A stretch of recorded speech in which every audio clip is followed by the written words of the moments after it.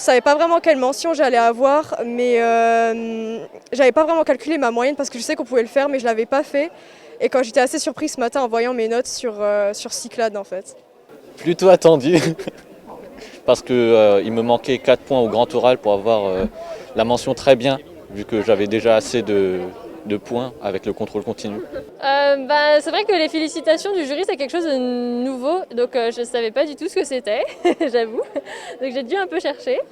Mais après, le bac je savais que j'allais l'avoir, enfin je m'en doutais quand même un petit peu. Et la mention très bien, on l'espère toujours quoi. Alors quand j'ai découvert les résultats, j'étais à la maison et donc j'étais vraiment contente.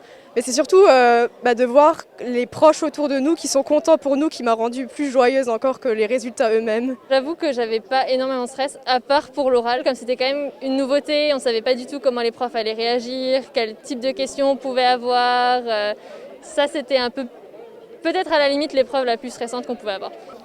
Il n'y a pas le stress qui est concentré en un point avant les épreuves. En fait, c'est beaucoup sur le contrôle continu. Donc si on se trompe une fois, on peut se rattraper la fois suivante. Et alors à la rentrée, je vais faire une prépa littéraire à Strasbourg. Et plus tard, je ne sais pas vraiment ce que je veux faire. C'est pour ça que j'ai choisi une prépa littéraire pour avoir encore le temps de me réorienter si jamais et d'avoir plus de perspectives. Dans les 2 prochains mois, ce sera plutôt révisé pour la prépa.